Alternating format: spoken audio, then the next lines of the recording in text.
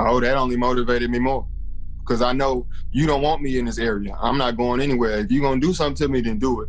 But you're not going to scare me off, and I'm going to keep pushing. I'm going to use that as fuel, as fire to really keep pushing. Hey everyone, that's the Blackalachian, and I'm your host, Shanti. And welcome back to the Out and Back podcast presented by Gaia GPS. Today we're catching up with Daniel White, who is known on trail as the Blackalachian. Daniel hiked the AT with zero experience backpacking. In fact, his first night camping was his first night out on the AT. On the trail, he found friendship and peace in the wilderness. But as one of the only 3 black men that he saw on the trail that year, Daniel emerged from his 6-month hike craving a more culturally significant experience.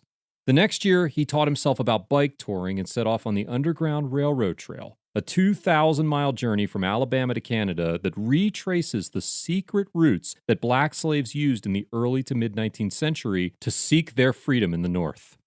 After that, Daniel went on to seek experiences in cultures different from his own.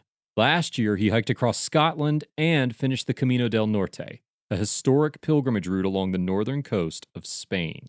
Today, Daniel tells us what brought him to the outdoors and his experiences in the wild, including finding trail family and camaraderie along the way. Daniel also touches on some of the challenges that black people face when trying to access the outdoors, and the opportunity we have as a society to open those doors in current times to make the outdoors a more welcoming place.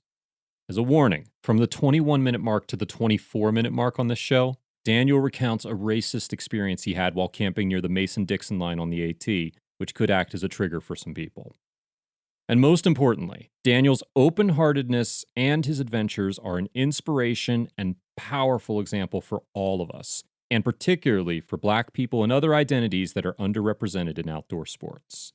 I can't wait to learn more about his journeys and what drives his adventures. So, let's dive right in.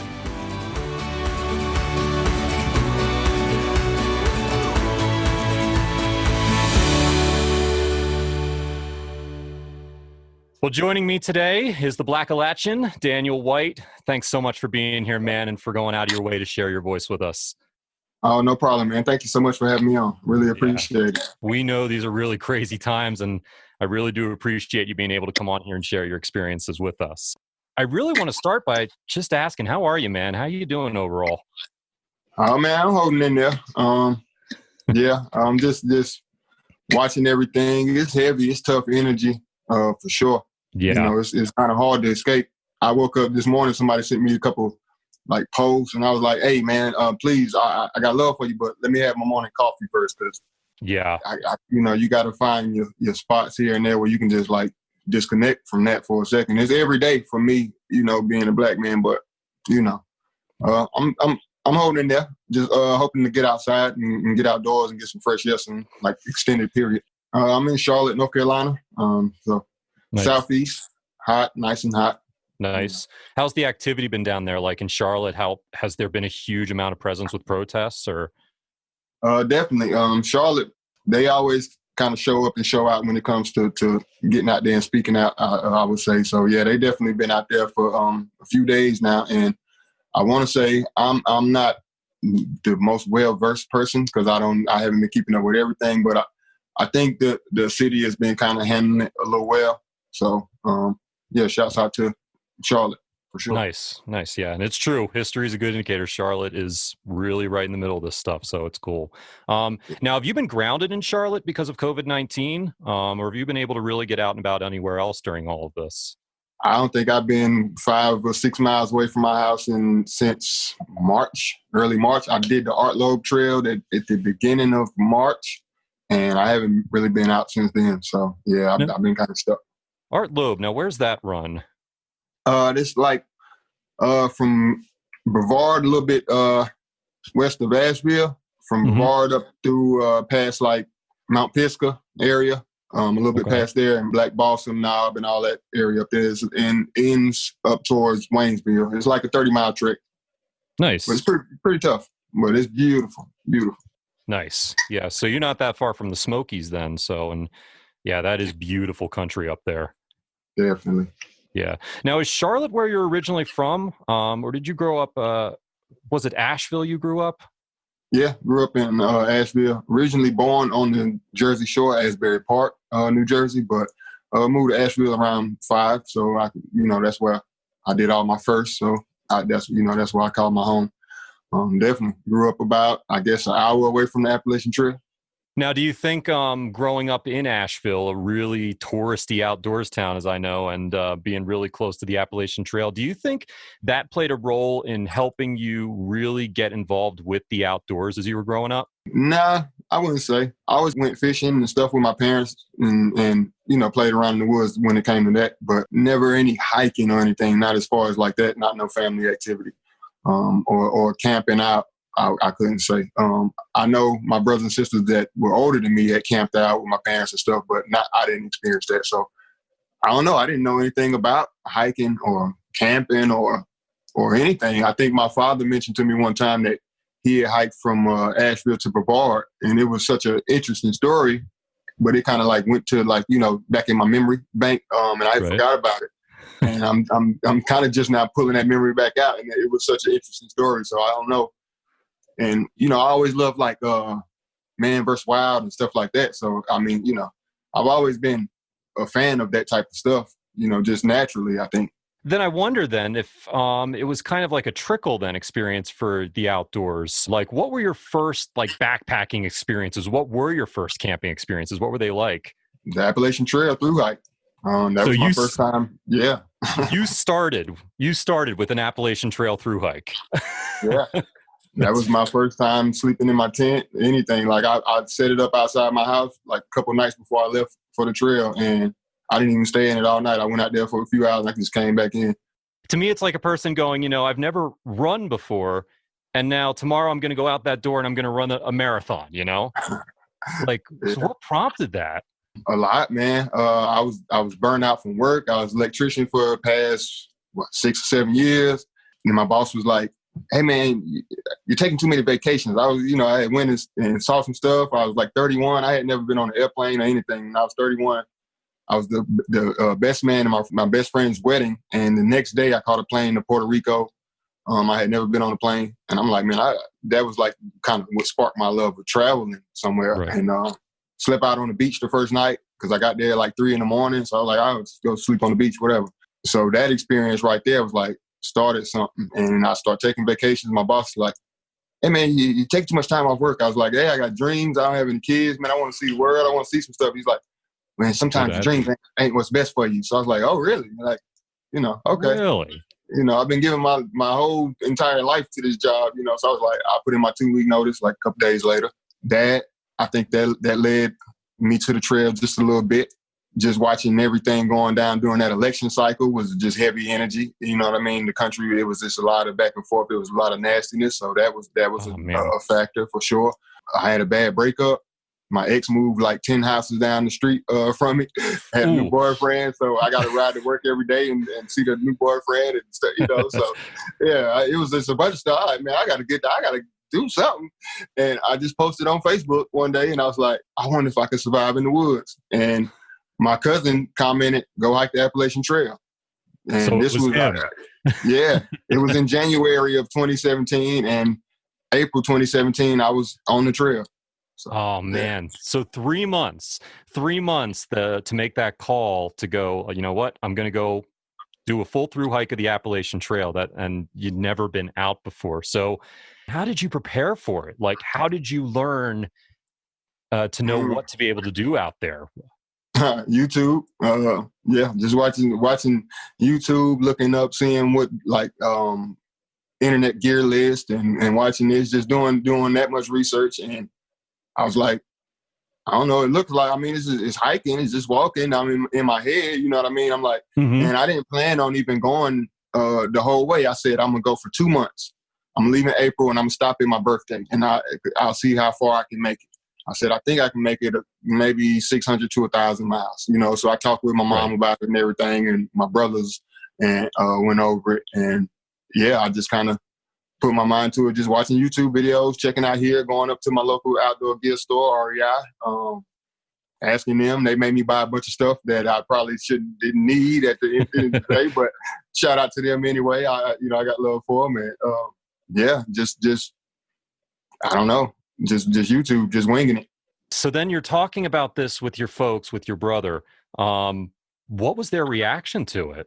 Them, I think my mother and maybe a couple of my brothers were the only ones that were kind of with it and believed I could maybe pull it off.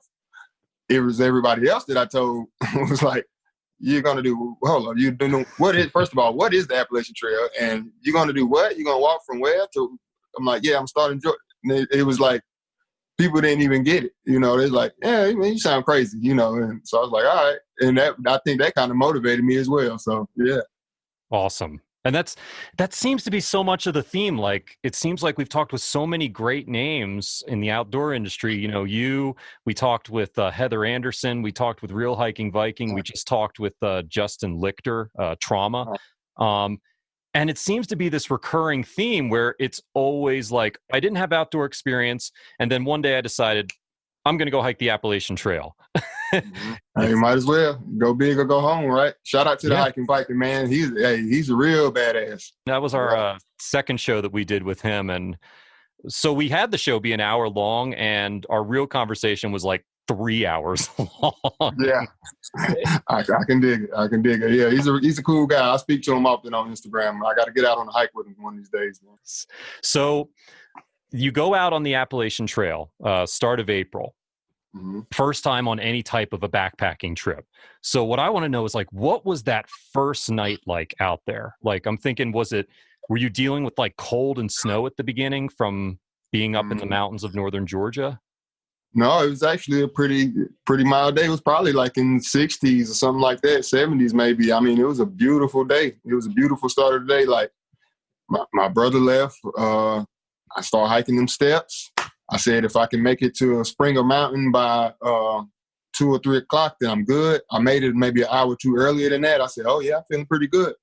And I got to the campsite. The first night was pretty good because I saw other tents and stuff around. It wasn't until maybe like that third night when a big owl perched above my tent and started doing this thing, and I'm terrified of owls. That's when it kind of got like, oh, hold up. Yeah, I didn't know I was going to be facing this out here. The first day is a real proving ground. Like, I came down the approach trail when I finished my thru hike at Springer Mountain, and I was thinking, this is going to be cake. It's going to be an easy down all the way to the state park. Holy crap, the approach trail was tough. Yeah, and definitely. Yeah, and the stairs, I couldn't believe it either. So it's like, all right, well, if you can make it through the approach trail, that's already a good proving ground for you. Yeah. And I didn't have a choice anyway because my brother was gone and I didn't have any signal. So you got to walk. I at least had to make it to Neal's Gap. So I at least had to make it there, Yeah. Once I got there, I was feeling pretty good. Like, yeah, okay, I can do this. So you're going on. You have your 2-month plan. Your plan to say was like 800 to 1,000 miles was your goal, and then you were probably going to be done around your birthday. So at what point did you make that shift of, you know what, I'm going to do the whole thing? It was love instantly. To be honest, like I didn't run into rain till about day 7 or 8. Really, really hard rain, but by then I was really having a good time. And I had met a couple people, so that was pretty cool. And then I started running out of money towards around Fontana, and a lot of my friends and family was like, "Hey, I want to help you out," but they was trying to send me like cans of Spam, like actual canned foods and canned goods. I can ship this to you. I'm like, nah, look, just if you want to help me out, send a little, a little PayPal or something like that. So I set up a GoFundMe and put it on my YouTube, I think, and I think I set the limit to $500, and the next day it was over $500 when I checked nice. And it was from mostly just people that had started following the YouTube and just wanted to help out. So I was like, oh man, I took these people money. I really should keep going. You know what I mean? Like, yeah. So yeah. And by then I was just kind of locked in. Definitely. Awesome. And yeah, that's the biggest motivation. Like on those really hard days where it was raining out there, you had just awful climbs, especially in Virginia, and you get the Virginia blues. That's the thing that I think helped to keep me moving, the realization of there are so many people who are following and looking for updates on social media. And it's like, these people are rooting for you. Even if you're out there in the woods by yourself, they are back home rooting for you. Yeah, that's a push. That's a big push, and that some people just wake up And you might make their day. Like some trips I done been on, like the bike trip. You coming through a town of like 200 or 300 people, and you're doing something that's considered pretty epic. They're gonna like, oh man, they love it. You know what I mean? People can latch on to something like that because everybody, I think, has that sense of wonder. Like, I wonder if I could do something like that. Everybody loves that type of stuff. It's true. It's really true. And I mean, yeah, the trail magic you get like along the AT all along the way, because so many people I think are also living kind of vicariously through you, or they've done the trail before and they're paying it forward. It's my trail family. If you're out there listening to this, I know you're going to kill me because I always ask this question to people and they got so tired of it, but I'm going to ask the same question to you. What was your favorite state? Maybe, I don't know. That's a hard one. That's a tough one. Yeah, because me, it wasn't Pennsylvania. I'll say that. Definitely not Pennsylvania. Pennsylvania was okay, the southern half of it. I mean, I met a lot of cool people through there, so I ain't mad at it. It was challenging for sure. It's a tale of two states out there. The southern half is awesome, but once you get north of like the Susquehanna River, Duncannon, it's brutal. It's brutal. Yeah, it's nasty. Yeah, it's nasty. Hey, but Maine would be my favorite state because the 100-mile wilderness was like the prettiest place I've ever been in my life almost. You know what I mean? That was beautiful, beautiful place. So when were you up there? Was that like late September? October. Right around October. I summited Katahdin on October 3rd, and then I worked my way back south because I flipped up from Gorham, New Hampshire. Because everybody's like, I just got tired of hearing every day, oh man, we're not going to make it. We're not going to make it. I was like, you know what? No, I'm just going to flip up. So someone that watches my YouTube and stuff came and like drove a few hours, picked me and a couple of my trail family up, and we flipped up the Katahdin, hiked that, and came back down through the 100-mile. Nice. So then actually with you flipping all the way to Gorham, you did all of Maine southbound, right? Yeah.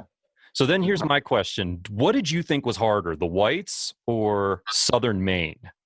The whites, man. But I don't know. The whites had big payoffs.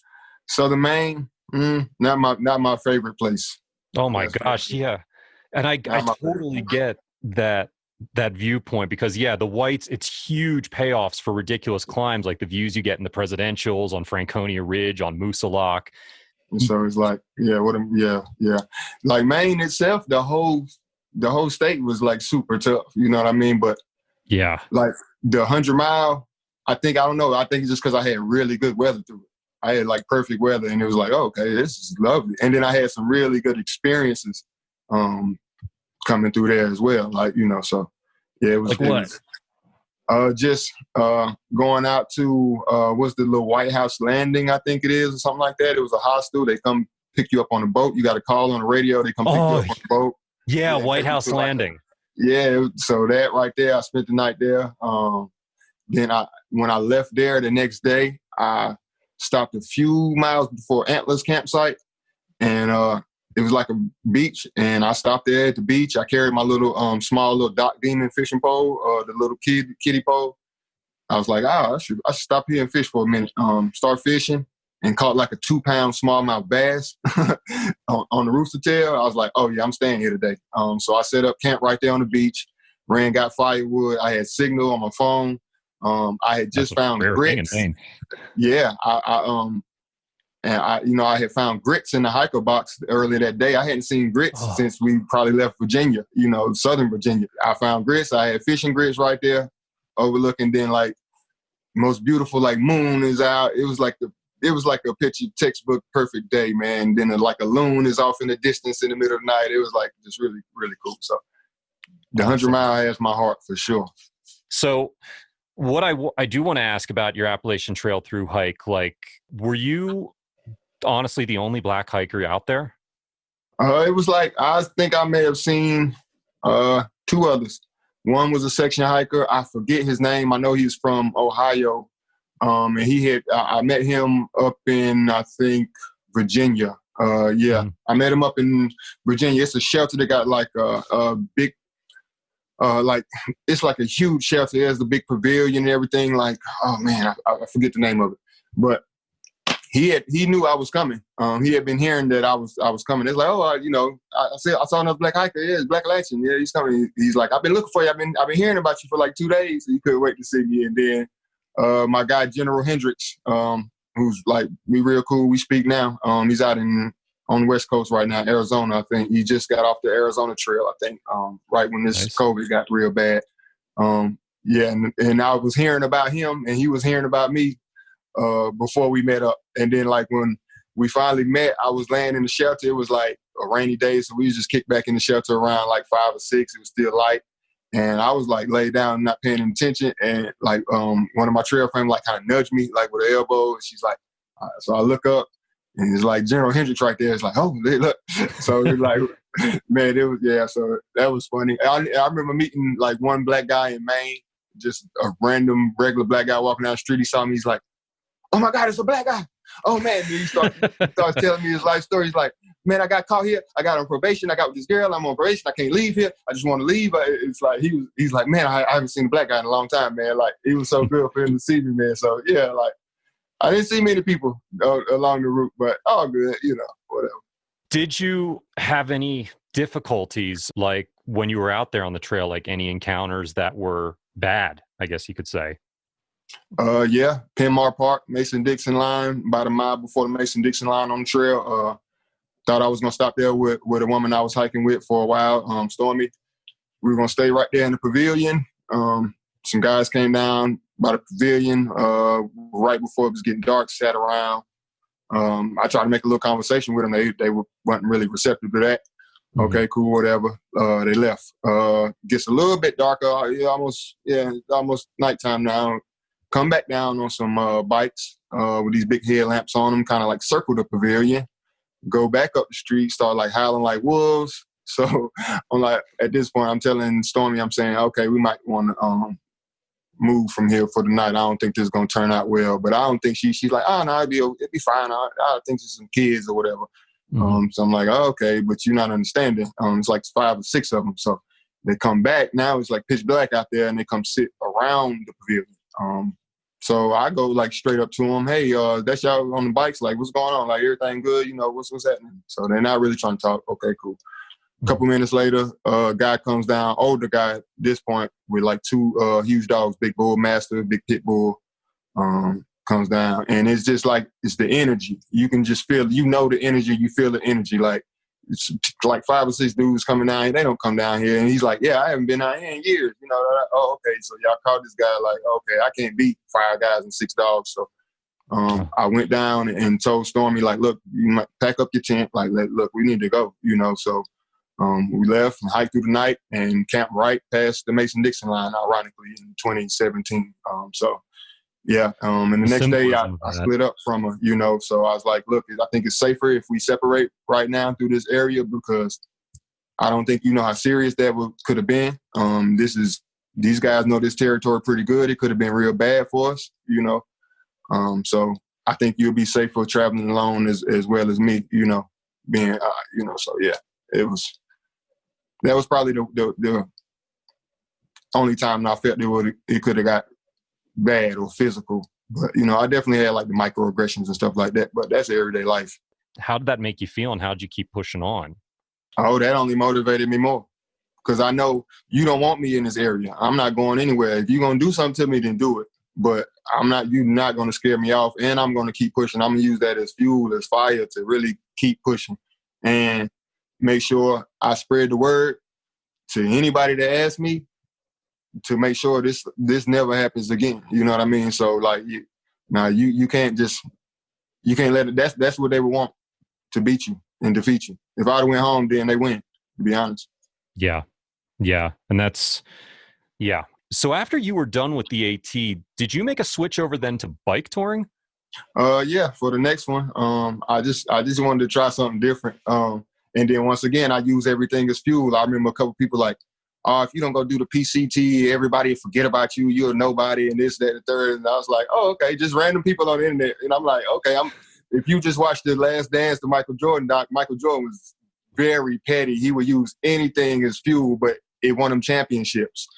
So I think I'm kind of the same in that way. So I was like, okay, I got you. So I just wanted to try something different, and I wanted to do something that I could connect with a little bit more than the AT. Me and I had just found out about it 3 months before I hiked it, and you got people that I met on there that have been planning this for years. Maybe their grandparent or their dad might have hiked it, and they got a lot of respect for the trail. And I felt like, oh man, I didn't have it to begin with. I gained it along the way, but I felt a little guilty almost for that. So I was like, let me find something that maybe I can connect with, and just a little more. And I found the Underground Railroad Trail, which was a bike trail put together by the Adventure Cycling Association. It was a 2,000 something mile route from like 2,200 from Mobile, Alabama up to Owen Sound, Ontario. I stopped my trip in Niagara Falls, Ontario, just to be clear. But yeah, so I found that and I was like, yeah, this looks like something pretty cool. I hadn't rode a bike in 20 years, but I'm from Asheville. We got plenty of hills up there, so I'm used to riding bikes up hills and stuff. Like as a kid, they say you don't forget, right? So I was able to gain sponsorship through REI for a bike and a couple more local sponsors out of Asheville, North Carolina, and set out on that in 2018, September 2018, finished up November 1st, 2018. So like 49 days it took me. Yeah, so it was a pretty cool trip to be able to go through and kind of retrace the steps, not the actual route of the Underground Railroad because it's not an actual route. It was just like word of mouth. Yeah. It's kind of like an infrastructure kind of place, but it was actual places that I stopped at, you know, that had that type of Underground Railroad activity, like John Ripley's house in Ohio, who was a white abolitionist. His whole family was involved in it. They had a big house overlooking the hill where they were, help runaway slaves. And then in conjunction with a guy, I forget his name, but he was down at the river side of things, and they worked in conjunction in Ripley, Ohio, to help free runaway slaves. And I stopped at a church that had the basement was the actual place that runaway slaves would hide before they made their way up into the streets to try to move north. So it was a really powerful trip, to be honest. Stopped at Harriet Tubman's house at the end. She has a house, like 40 acres on it in Auburn, New York. So I was able to stop there with my mom. She drove all the way up to Niagara Falls to come pick me up. She's like, she wanted to see Niagara Falls. So that was a really fitting end to the trip. She dropped me off in Mobile, Alabama, and picked me up in Niagara. So Mom, shout out to you for always rocking with me for sure. So along the whole trail, you've got all these historical spots that you're stopping at. Mm-hmm.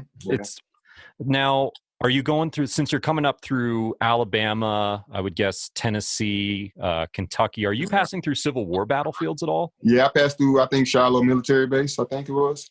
Yeah. I slept, I forget the name, like Alex Haley, I think it was, or his grandfather, the guy who wrote the book Routes. Like it was a lot of places, man. That was a very interesting trip. It crossed over like the Trail of Tears, which is another bike route. It was different. And the funny part about it was like no infrastructure like the AT with shelters or anything. So I had to kind of like, be really creative as far as like camping. I camped in a lot of cemeteries, behind churches, just different places, just wherever I could kind of find. And then like after a while, I just started calling like the local police station, like, hey, I'm doing, this is what I'm doing. Do you mind if I just sleep in the city park right here? I don't want no problem. If you come down and it's like, yeah, no problem. For the most part, slept in like a concession stand, met a guy. He's like, oh, I run the baseball field down here. You can sleep here. And whatever you want in concession stand, take. And it's like, I was like Willy Wonka, Charlie in the Chocolate Factory kind of thing. I was like, I've been dreaming about this since I was a kid. Like, and I think I was too excited. I only ate like one or two things. I was like, So yeah, it was a hell of a trip for sure. So I know it's two totally different experiences comparing a 2,000-mile thru-hike of the AT to a 2,000-mile bike tour, plus one that's more steeped in a historical context as opposed to a wilderness experience. But did you find one more difficult than the other, or, were they just different? They were definitely just kind of, they both had different challenges for sure. I think you make way more miles on the bike for sure. So, I mean, it was easier and faster when it comes to that in terms of duration or something like that. But they both had challenges because the bike, I got to worry about all these loose dogs I'm running into in the middle of nowhere, Kentucky. And these back roads of Tennessee. And there's like a pack of dogs. I can see them like beelining at a diagonal from the front door. It's like 6 of them. And I'm like trying to be pedaling for my life, you know, that type of thing. So that I got sideswiped on like my third day by you got sideswiped in the truck. Yeah, man. I was walking my bike up the highway. Luckily, my bike was in between me and the road. Or it probably would have been a lot worse because it just kind of hit me with the mirror on the truck. Boom! But he's going like 60 something. I go flying off. Wake up like Fresh Prince of Bel-Air. He's like threw Jazzy Jeff out the house. I just went flying in the air, man. He busted one of my saddlebags or whatever, so I had to take that back up. And he stopped. So he's like, "Oh, is everything okay?" His like eyes are like big as saucers. "Oh man, you need to ride to town." So I'm like, "Yeah, let's go." You got my bike in the truck and start going up the street. Like maybe 2 minutes later, man, like you can just see the first responders coming, flying. He's like trying to make small talk. He's sweating like bullets. Like he's looking all crazy. He's like, "Oh yeah, how was your day? Oh, where you going?" And I'm like, "Bro, like you almost just killed me." You know what I mean? Like, what are you doing? And, oh yeah. So I'm like, "Yo, you almost just killed me, man." So we get to town and like by the time we get up to the store, we stop at the store. He's like, "You good?" I was like, "Man, I think I need a beer or something," you know. And I was like, "I'm going here, get me a beer." He's like, "No, I got you. So by the time I get out the car, I get out the truck just to like stand there for a while, catch my breath. He's like all the police just fly up, you know. At this point, like it's like they just pull a zoom up to the store. "Where's the guy that got hit? Where's the guy that got hit?" And I'm like, "I'm standing right here." "Oh, you want to go to the hospital?" Like, "Nah, this, that, third." So they start giving the guy a hard time, and then he comes out with like a 16-ounce beer, and I'm like, "Dude, you couldn't have sprung for a 6, like you about killed me, man. Like, come on."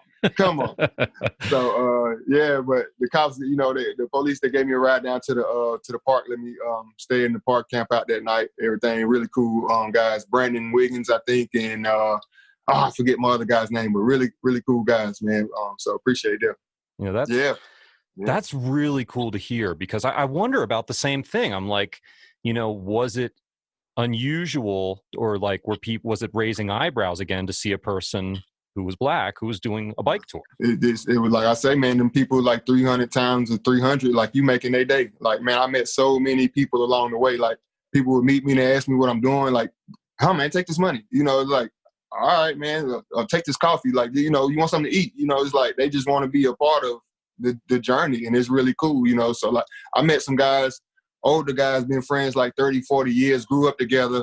Older white guys from up in like northern Pennsylvania on Lake Erie. They were taking a fishing trip, invited me over. I was camping back there at the Boy Scouts camp, the YMCA camp. And they had a big cabin. They was like, "Hey, man," they invited me over, "come party with us." I stayed with them the whole weekend. Like, these are middle-aged old white guys. We kicking it, having the time of my life. You know what I'm saying? Like, it was really just all love the whole entire way. So I love, that's the best part about the journey to me, you know, just the people that I meet and be able to connect with them like that. You know what I mean? So it's the people that make it, you know, to an extent. You know, you got the great experience, but at the same time, you've got the people who just help to amplify it. Yeah. So yeah, definitely. Now you finished that in 2018, right? You said? Yes. So then did you continue with bike touring, or did you get yourself back into hiking? Oh man, next thing was a hike. I had got invited by some guys who I would rather not even mention, because they treated me pretty bad over there. I didn't appreciate it. It's a company, it's a gear company. But I was invited to go hike with them in Scotland. And a couple more guys. Shout out to Darwin, the hiker, Bigfoot. Shout out to them. So I was finally able to really kick it with them and get a little hiking in. So was invited to hike across Scotland, coast to coast, the TGO Challenge, the Great Outdoors Challenge. It's like a self-designed route. Nice. So they put together a route just coast to coast. You just walk in backcountry, like really have to make your way. You're talking knee-deep bogs and all kinds of stuff, man. Just really the wild. So it was a hell of a journey, 2 weeks.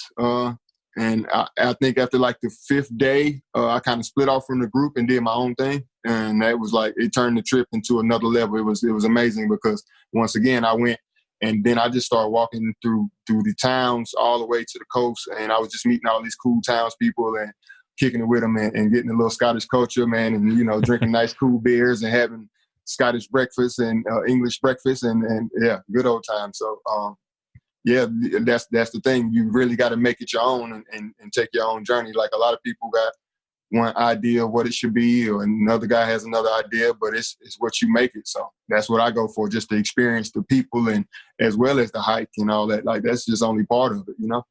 Yeah. So on these trips, yeah, that's the point you mentioned. So you've been doing all these trips solo. Like, did you have a trail family or anything on the AT, or did you link up with anybody on the Underground Railroad Trail? I didn't see. I saw one other biker on the Underground Railroad Trail, and he was going a different way. I tried to like flag him down. I think I saw some people out for the day, but other than that, I didn't see any long distance folks on it. The AT, I definitely had a trail family. Met a lot of good nice folks. I had, you know, my girl Pearl. She just finished the PCT nice, maybe last year. So I had an older guy named Pat, who was my guy. He wore a kilt. He was like 65. So just I had a big hodgepodge group of just, you know, we's the wild bunch for sure. Definitely, yeah. Nice.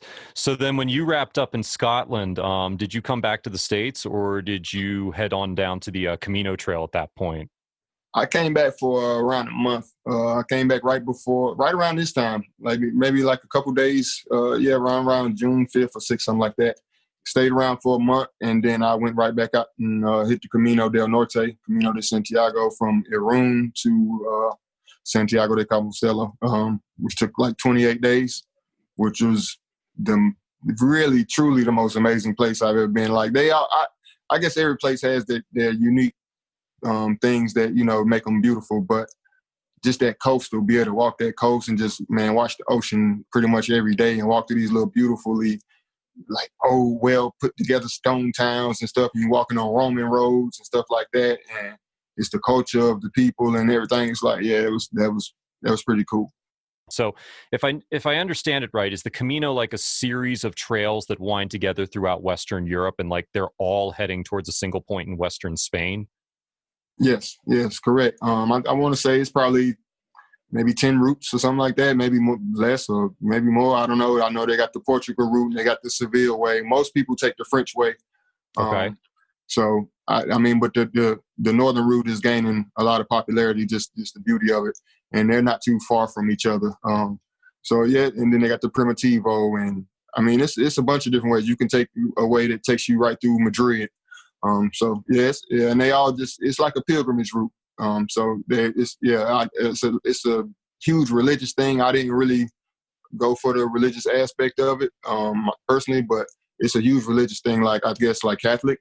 So when people get there, you get to Santiago, it's people crying, and man, it's intense. And it's like a huge square, and that's a big, beautiful building, and yeah, it's like, you know, it's pretty intense for sure.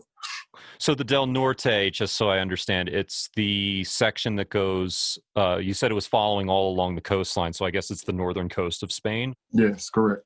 Okay, cool. Wow, that must have been freaking epic to have been seeing some of that right from the shoreline. So how tough was it? I mean, are you mostly doing like walking from town to town on like a graded paved surface, or is there times you're in and out of wilderness? Yeah. It's a lot of times. Yeah, it's a lot of times you're in and out of wilderness. A lot of it is paved, but I mean, and then once again, it's a way you can kind of configure your own route. Like, you can take the high mountain route, so you can take the side way, or you can take the the coastal way, or you can take the long way around through these little small towns. I mean, it just depends on what you want to do. So, yeah, it was a mixture of both. But I mean, I was doing, I don't know, 25, like, just almost daily. Because it's not like the toughest thing, but you got more light too. It don't get dark out there till maybe 9, 10 o'clock in that time of the year. So what was the motivation for going to the Camino as opposed to, say, you know, again, the PCT or the CDT, continuing with long trails out in the U.S.? Man, just wanting to see something different. Being able to go see Scotland.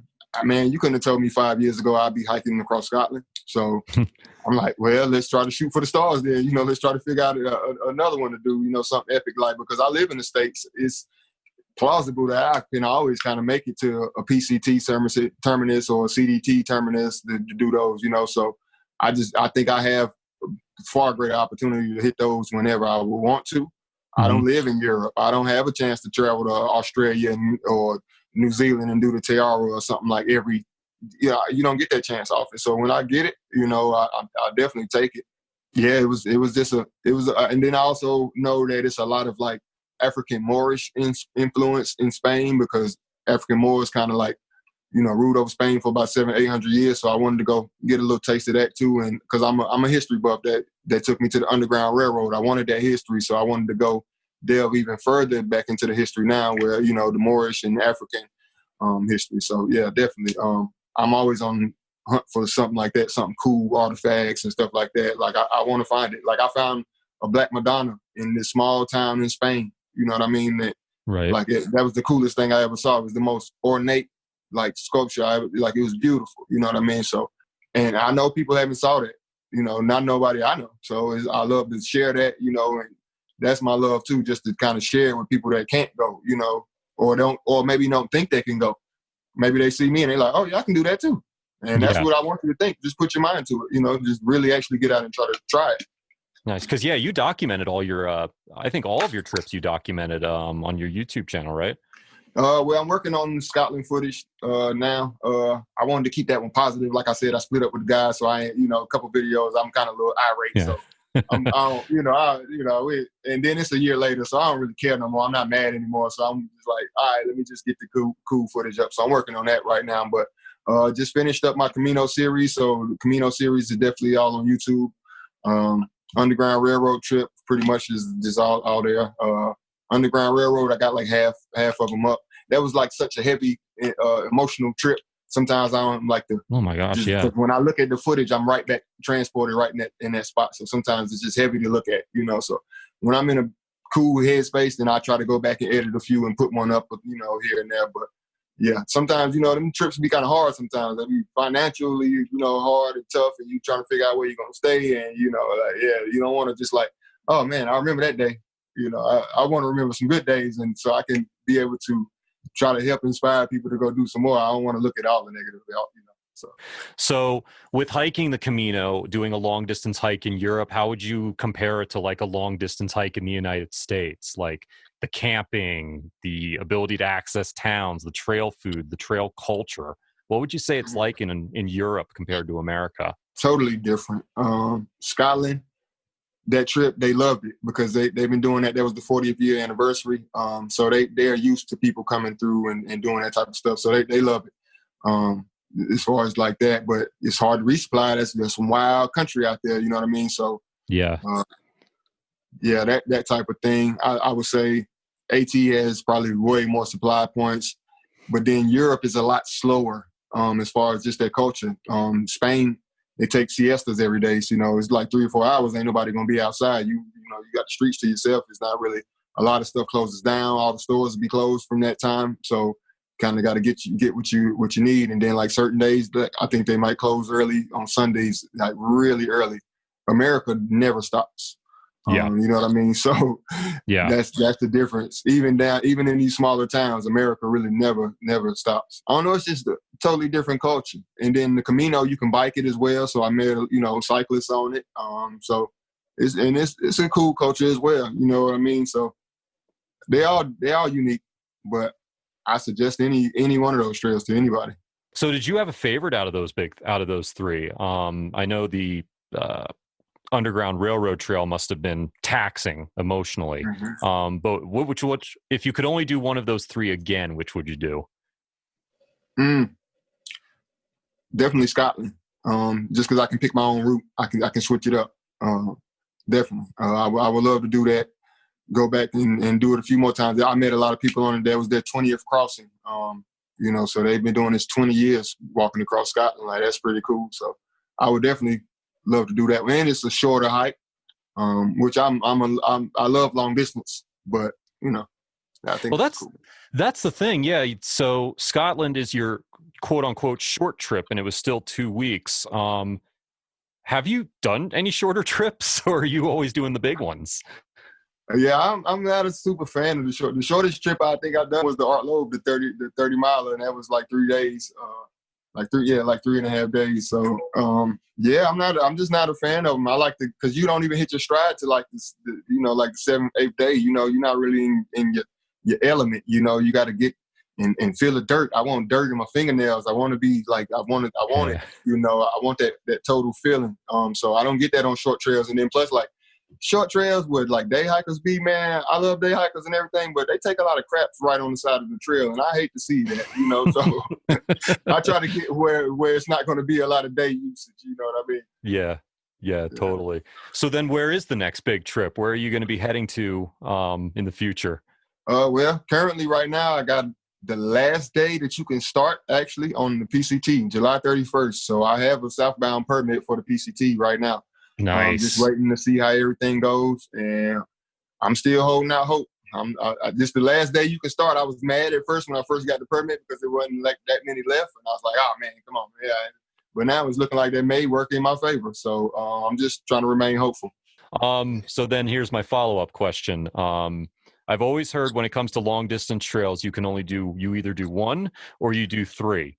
So do you have your heart set at all on the Triple Crown? Definitely at some point. Hopefully I can try to, I got invited to do the CDT next year. I don't know, man, but I've been invited to do a few things. So I don't know. I just want to keep it exciting. I say if I can do the PCT this year, my next big thing that I was looking at was actually going and trying something totally new. I want to get a boat and drive that thing from like Miami somewhere down to the Bahamas and find me a little island and do some spearfishing and all that. But I got to do a lot of practice because I got to get my swimming skills up to par. I never did anything like that, and that's nothing to play with. I've never been spearfishing. I got to figure out how to condition to hold my breath for 3 minutes. I had got up to like 2.5 minutes. I stopped my training. So if I can do that, you know, I think I can make it happen. I got to take it really serious. I'm not taking it lightly. So anybody that has boating experience, I don't want you just like, oh man, this guy's crazy. You know, like I'm definitely going to take the necessary steps to get it done. But yeah, that's one I would like to do. I've been watching these guys on YouTube that does that out in Australia. It looks really cool, man. So I'm like, yeah, I want to try that. Either that or like kayak to Mississippi or something. I don't know. Try something else. Either way, something epic, you know. Yeah. And here's the thing I actually want to get to. Like, I'm curious to know your opinion. Why do you think it is that there isn't a larger presence in the outdoor industry when it comes to Black people and other persons of color? I think that's it's a few reasons I would say. Definitely, I think we're here. It's a lot of us here. I think some of these companies don't recognize that we're here. I think they're starting to now. I think they just hadn't in the past because I wasn't aware of the large community like Outdoor Afro. I wasn't aware of a lot of things until I got off the AT and really, really start looking and searching for them. I wasn't able to find a lot of resources as far as the Black experience besides Rahawa Hale, who I'm, you know, pretty cool with now. Who had hiked the AT the year before me that could tell me the Black experience, which is why I even started YouTubing, just to give like a perspective of what it was, on what it was like for anybody to come after me. So I think it's a few reasons, man. I don't know. It's tough. I don't know. The percentage wise, yeah, it's not a lot of folks. I think it's the lack of education why a lot of, you know, Black and people of color are not outside just as far as like knowledge of the woods because it's just not been taught because we've been worried about like regular everyday inner city stuff, like surviving and stuff like that. So the last thing you worried about is going out into the woods to survive and run from a bear. You're like, I ain't doing that. But and then like lack of programs. When I was growing up in the 80s, we had a lot more Boy Scouts and not even Boy Scouts, just they, you know, like little clubs that you went for, summer camps and stuff like that you can sign up for where you went out and got in the woods and rode little motorcycles and did all kinds of stuff, you know. So I think, you know, it's a lot of reasons why. And then financially, if you don't know anything, you're not going to spend the money that it takes on that expensive gear to go actually get out in the woods to do something you don't know about. That's a tough step. I would say racism. Sometimes to get to these trailheads, these beautiful places, you got to go through these back roads. And sometimes those come with stories of don't go on the back roads. Because when my mom drops me off at some of these places, she's always terrified. Even though I always seem to make it back home, she's always a little wary because growing up in her time and in my time, you don't want to get caught in the back roads sometimes. You know, that's just always been story. So I think it's a lot of reasons why, you know, people of color don't go in the woods, especially like you see this, like the Ahmaud Arbery type of thing. When you see that, like that'll stick right in your head where it say, nah, I don't think I want to, you know, that's fear. That's the true thing. Mm-hmm. Outdoors going for a run. If you have other Black people or people of color who are considering trying out the outdoors, and it's whether it's anything from wanting to go on a day hike or a short bike ride, all the way to maybe I want to try a thru hike, maybe I want to go on a bike tour, like how would you encourage them to do so? What resources would you recommend for them? Man, I just say do your Googles. I mean, it's right there. It's right there. Type in Black hikers, look it up. I mean, because it is a community that exists. Outdoor Afro, start there. Start trying to find people that do that. I would say that, no, because it's a lot of people out here that go hiking. Like Crowder's Mountain, I think, like that's not too far from where I live in Charlotte. I mean, it's always a mixed crowd out there. There's a lot of Black women to be hiking nowadays, so I see them out there. I think maybe I don't want to say we're underrepresented or whatever the case may be. I don't know. But I think we're out there. I think just try to get out there and start. I don't know exactly what to tell you because I just try to move through action. Yeah. If you see me doing it, then yeah. I mean, you just gotta get out and try it. You see, I didn't know anything about hiking, but I'm not gonna let anything stop me from figuring something out. I can figure anything out. I mean, like I'm watching people do all kind of stuff off of YouTube. You know, like YouTube is your friend. Like the internet is your friend. Use it as a tool and a resource. Like. Not saying you can, you know, do brain surgery off watching the video or something like that, but you might have an idea in emergency. Like, I don't know, if the apocalypse happens, you may be able to do it. I don't know. Yeah, well, I'm thinking about like repairs I've done around the apartment. You know, it's like, how did people figure out how to fix anything before we had Google and YouTube? Man, I'm telling you, it's my best friend. Yeah. For sure. For Googling and YouTube, are there any organizers, are there any influencers that you specifically want to give a shout out to? I know you mentioned Outdoor Afro, Unlikely Hikers was one I've been following. Definitely. I rock with Jenny, who is the founder of Unlikely Hikers, Jenny Brousseau. Shout out to her. She invited me out to Portland. We were able to meet and do a dope photo shoot before all this madness started. Early March, I think. Early February, I think. So yeah, shout out to them. Man, the whole community. Myrna Valerio, Latoya Snell, both of those ultra runners live up north, one in New York, one in I think Vermont. Really cool folks. Acuna, shout out to my whole, everybody. I could be here for days naming folks. Yeah. I want to move towards wrapping up, but I always like to wrap these conversations up by asking a couple of rapid fire first answer that comes to mind questions relating to your experiences, and want to hit you with some of those. So first one, what's the most you ate in one sitting during your last big adventure, like your last big thru hike or bike?